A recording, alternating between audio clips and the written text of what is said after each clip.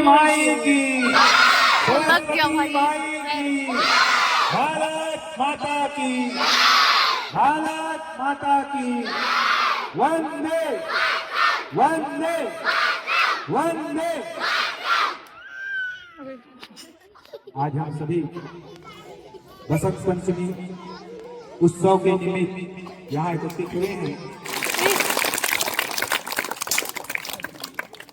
तो समझ में आया ना क्यों सरस्वती पूजा करते हैं? तो मैडम ने जो बातें हमको बताया उनको हमको पालन करना है, हमेशा साफ सुथरा रहना है, ठीक है। और बसंत पंचमी ऋतु को संक्रमण के काल के रूप में भी देखते हैं, क्योंकि ठंड के बाद गर्मी का मौसम चालू होता है और बसंत ऋतु माघ, फागुन और चैत ऐसे 3 माहों में बनाया जाता है, जिसमें फागुन माह हमारे हिंदी माह के लास्ट महीना होता है और चैत्र माह प्रथम माह। इस प्रकार ये जो दो ऋतुओं में परिवर्तन की जो प्रथम प्रक्रिया है वो इस बसंत ऋतु में चलता है। इस कारण इसका और विशेष महत्व बढ़ जाता है। एक इतिहास में बसंत पंचमी के दिन का एक उल्लेख आता है। सोमनाथ मंदिर के बारे में कोई जानते हो क्या? 11th-12th वाले? सोमनाथ मंदिर जो गुजरात में है, उस पर मोहम्मद गौरी ने 17 बार आक्रमण किया और पृथ्वीराज चौहान उसको 16 बार हराकर 16 बार उसको माफ किया। कितने बार हराया? 16 बार। 17वें बार 16 बार माफ करने के बाद 17वें बार उसको बंदी बना लिया गया। लेकिन ये जो भारत की धरती है, भारत की भूमि है, यहाँ वीर तो हुए, लेकिन अपने राज्य के प्रति, अपने देश के प्रति किस प्रकार हमको देश प्रेम होना चाहिए, इसके अनेकों उदाहरण देखने को मिलते हैं।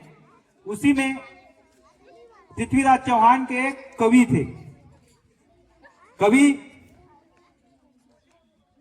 चंदरबरदाई।